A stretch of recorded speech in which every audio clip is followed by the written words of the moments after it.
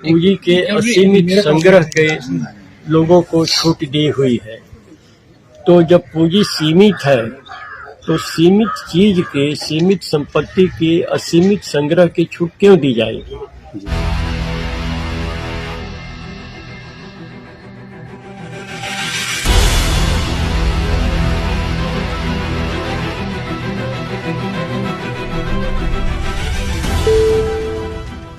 आचार्य संतोषानंद अवधूत, जो property law India का राष्ट्रीय संयोजक हूँ, यहाँ पर इस कार्यक्रम में उपस्थित हुआ। इस कार्यक्रम का उद्देश्य था, इस बैठक की जो कार्यसूची थी उसमें आगामी लोकसभा चुनाव के लिए उम्मीदवार के चयन करने का उद्देश्य था। तो जो इस माह के अंत तक लोग चयन कर लेंगे और पूरे अररिया में पीवीआई के गतिविधि को त्वरित करने का प्रयास करेंगे। और मैं आशा करता हूं कि इन लोगों का यह संकल्प सार्थक होगा और अररिया चुनावी राजनीति में भी अग्रणी की भूमिका निभाएगा। देश में जो इस समय जो बताया जाता है बेरोजगारी की समस्या, इस पर जो है सो मतलब आपकी पार्टी की क्या राय है? बेरोजगारी की समस्या के लिए जानना होगा बेरोजगारी क्यों आती है। बेरोजगारी का और बहुत सारी समस्याओं का मूल कारण हमारी अर्थव्यवस्था है। जो अर्थव्यवस्था पूंजीवाद विचारधारा से प्रभावित है। ये पूंजीवाद विचारधारा में मुख्य बात है कि जैसे अगर 10 रोटी को 10 आदमी में बांटना है और एक ही आदमी 9 रोटी ले ले तो बाकी 9 आदमी को 1 रोटी में चीना झपटी करनी होगी। ये हमको मिले, हम भूखे हैं। तो आज यही स्थिति है। कुछ समय पहले मैं देखा था, शायद 2 साल 3 साल पहले, कि भारतवर्ष के 62 लोगों के पास इस देश के आधी जनसंख्या से अधिक संपत्ति है, 62 लोगों के पास। और हाल में कोई बोल रहा था कि वो 62 की संख्या 30-35 पर आ गई। मानिए अब जिस देश में 30 व्यक्ति आधी जनसंख्या से संपत्ति रखते हो तो कैसे लोगों में बेरोजगारी या महंगाई या भूखमरी खत्म हो सकती है। इसीलिए जो पूंजीवाद है उस पर चोट करना जरूरी है।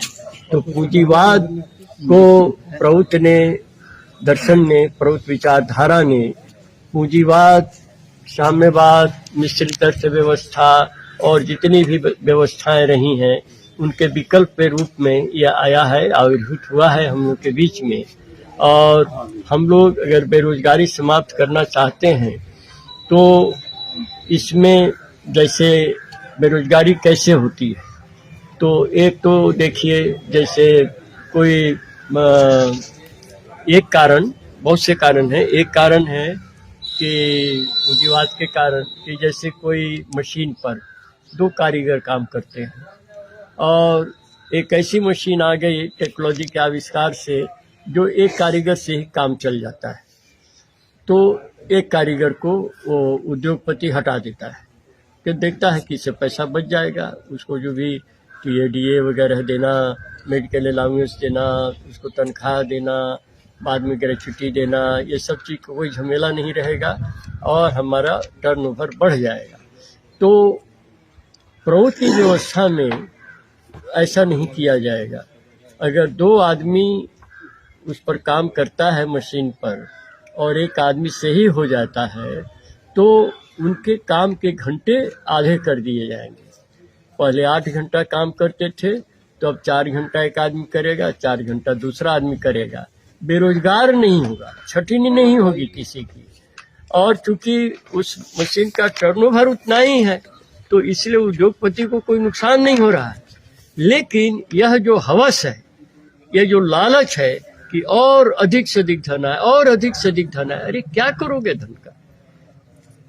तो ये जो धन का जो संग्रह है, कंसंट्रेशन ऑफ वेल्थ, एक मूल कारण है। इसके लिए हमें पूंजीवादी व्यवस्था समाप्त करनी होगी। प्रभुत्व की व्यवस्था लाने से ये बेरोजगारी की समस्या बिल्कुल खत्म हो जाएगी। माने पूंजीवाद में क्या है कि आदमी काम को खोजता है। प्राउड की व्यवस्था में काम आदमी को खोजेगा, ऐसी व्यवस्था हो जाएगी। एक आदमी, इतना काम है कि आदमी चाहिए, कोई बेरोजगार नहीं रहेगा। समझे ना, केवल व्यवस्था बदलने की जरूरत है और इसलिए प्राउड इसमें सफल हो।